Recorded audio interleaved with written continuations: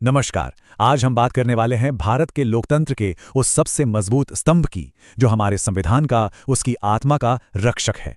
तो चलिए सीधे मुद्दे पर आते हैं। एक सवाल है जो सुनने में तो बहुत सीधा लगता है, लेकिन है बहुत गहरा, कि भाई हमारे संविधान का असली गार्डियन, उसका रक्षक कौन है? आखिर कौन है तो ये पक्का करता है कि देश का हर कानून, हर फैसला संविधान के दायरे में ही रहे? और इसका जवाब है भारत का सर्वोच्च न्यायालय। जी हां, दी सुप्रीम कोर्ट ऑफ इंडिया। यही वो संस्था है जिसके पास हमारे संविधान को इंटरप्रेट करने का, उसकी रक्षा करने का सबसे बड़ा अधिकार है। तो आज आइए इसी संस्था की बनावट, इसकी ताकत और इसके सफर को थोड़ा और करीब से समझते हैं। तो चलिए शुरू करते हैं इसकी बुनियाद से। समझते हैं कि इसकी जड़ें कहाँ हैं, ये इंस्टीट्यूशन बना कैसे। देखिए, सुप्रीम कोर्ट की जड़ें असल में आज़ादी से भी पहले की हैं। गवर्नमेंट ऑफ इंडिया एक्ट 1935 के तहत एक फेडरल कोड बना था, और वही आज के सुप्रीम कोर्ट का आधार है। अब हमारे अपने संविधान की बात करें तो इसके पार्ट वी में आर्टिकल्स, मतलब अनुच्छेद 124 से लेकर 147 तक पूरी तरह से सुप्रीम कोर्ट को ही डेडिकेटेड हैं। मतलब इसकी बनावट, इसकी आज़ादी, इसके अधिकार, इसकी शक्तियां, सब कुछ इन्हीं आर्टिकल्स में लिखा हुआ है। अच्छा, संस्था की बात तो हो गई, पर इस संस्था को चलाते कौन है? जाहिर है न्यायाधीश, जजेस। तो अब सवाल ये उठता है कि सुप्रीम कोर्ट का जज आखिर बन कौन सकता है, और इनकी नियुक्ति, इनका अपॉइंटमेंट होता कैसे है? तो देखिए, सुप्रीम कोर्ट का जज बनने के लिए सबसे पहली और जरूरी शर्त तो यह है कि वो भारत का नागरिक हो, सिटीजन ऑफ इंडिया। उसके बाद इन तीन में से कोई एक क्वालिफिकेशन होनी जरूरी है। पहली, या तो वो कम से कम 5 साल तक किसी हाई कोर्ट में जज रहे हों। दूसरी, या फिर कम से कम 10 साल तक किसी हाई कोर्ट में वकालत यानी एडवोकेसी की हो। और एक तीसरा रास्ता भी है कि वो राष्ट्रपति की नज़र में एक बहुत ही जाने माने कानून के विशेषज्ञ, एक डिस्टिंग्विश्ड जूरिस्ट हो। अब जब ये योग्यताएं पूरी हो जाती हैं तो इन जजों की नियुक्ति करते हैं भारत के राष्ट्रपति। लेकिन अकेले नहीं, वो मौजूदा जजों से सलाह मशवरा करने के बाद ही ये फैसला लेते हैं। और ऐसा इसलिए किया जाता है ताकि ये पक्का हो सके कि अपॉइंटमेंट में जुडिशियल अंडरस्टैंडिंग और एक्सपीरियंस को ही सबसे ज्यादा अहमियत मिले। और अगर हम आज की बात करें तो चीफ जस्टिस ऑफ इंडिया को मिलाकर सुप्रीम कोर्ट में कुल 34 जजों की सैंक्शनड स्ट्रेंथ है। हाँ, ये संख्या पत्थर की लकीर नहीं है, इसे बदलने का अधिकार हमारी संसद के पास है। चलिए अब आगे बढ़ते हैं और बात करते हैं कार्यकाल की। मतलब एक जज कितने समय तक अपने पद पर रहता है, और सबसे जरूरी, उन्हें पद से हटाने की प्रक्रिया क्या है, जो आपको बता दूं बहुत ही ज्यादा मुश्किल है। सुप्रीम कोर्ट के जज के रिटायरमेंट की उम्र है 65 साल। मतलब उनका कोई फिक्स टर्म नहीं होता कि 5 साल या 10 साल। वो 65 की उम्र तक अपने पद पर रहते हैं। और ये व्यवस्था इसलिए जरूरी है ताकि वो बिना किसी बाहरी दबाव के लंबे समय तक आजादी से न्याय कर सकें। लेकिन एक सवाल मन में आता है, क्या किसी जज को 65 साल की उम्र से पहले भी हटाया जा सकता है? जवाब है हाँ, बिल्कुल हटाया जा सकता है।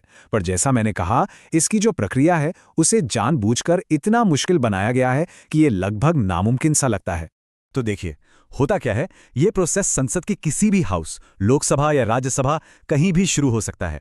फिर एक 3 मेंबर कमेटी बनती है जो आरोपों की जांच करती है। अगर कमेटी को लगता है कि जज दोषी हैं, तब जाकर उस प्रस्ताव पर दोनों सदनों में वोटिंग होती है, और वो भी स्पेशल मेजॉरिटी से। अगर वहां से भी ये पास हो गया, तब जाके प्रेसिडेंट ऑफ इंडिया हटाने का फाइनल ऑर्डर जारी करते हैं।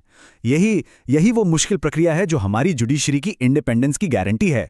तो अब आते हैं सबसे अहम हिस्से पर, सुप्रीम कोर्ट की शक्तियां, इसके अधिकार। मतलब इसके पास क्या क्या पावर्स हैं और इसका जुरिस्डिक्शन कहाँ तक है। आखिर ये अदालत क्या क्या कर सकती है। संविधान का आर्टिकल 129 सुप्रीम कोर्ट को एक बहुत खास दर्जा देता है, कोर्ट ऑफ रिकॉर्ड का, जिसे हिंदी में अभिलेख न्यायालय कहते हैं। अब इसका मतलब क्या है? इसके 2 मतलब हैं। पहला, कि सुप्रीम कोर्ट के सारे फैसले हमेशा के लिए रिकॉर्ड किए जाते हैं, और वो देश की बाकी सभी अदालतों के लिए एक तरह से कानून बन जाते हैं। और दूसरा, कोर्ट के पास अपनी ही अवमानना, मतलब कंटेम्प्ट ऑफ कोर्ट के लिए सजा देने की भी पावर होती है।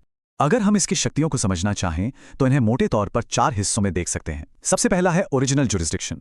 इसके तहत कोर्ट सीधे केंद्र सरकार और राज्य सरकारों या 2 राज्यों के बीच के झगड़ों को सुनता है। फिर आता है अपेलेटिव जुरिस्डिक्शन। मतलब ये देश की सबसे बड़ी अपील की अदालत है। हाई कोर्ट के फैसलों के खिलाफ अपील यहीं होती है। तीसरा है एडवाइजरी जुरिस्डिक्शन। इसके तहत राष्ट्रपति किसी भी कानूनी सवाल पर सुप्रीम कोर्ट से सलाह मांग सकते हैं। और चौथा, रिव्यू जुरिस्डिक्शन, यानी सुप्रीम कोर्ट अपने ही दिए हुए फैसलों को दोबारा रिव्यू भी कर सकता है। चलिए अब थ्योरी से हटकर कुछ मजेदार फैक्ट्स ऑन फिगर्स देखते हैं। नजर डालते हैं कुछ ऐसे नामों और आंकड़ों पर जिन्होंने सुप्रीम कोर्ट के इतिहास में अपनी एक अलग जगह बनाई है। ये देखिए, ये बड़ा दिलचस्प है। एक तरफ हैं जस्टिस वाई.वी. चंद्रचूड़, जो सबसे लंबे समय तक चीफ जस्टिस रहे, लगभग 7 साल और 4 महीने, और दूसरी तरफ हैं जस्टिस के.एन. सिंह, जो सिर्फ 17 दिनों के लिए चीफ जस्टिस बने थे।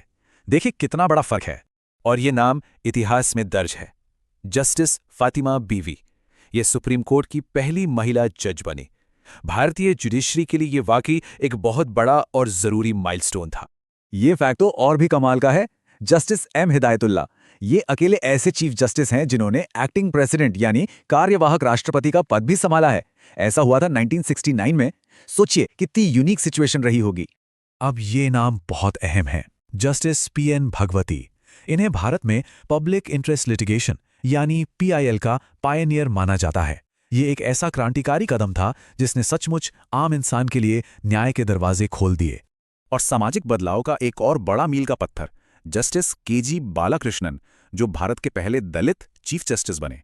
ये भी अपने आप में एक बहुत बड़ी बात थी। तो हमने सुप्रीम कोर्ट की बनावट, उसकी ताकत और उसके सफर को समझा।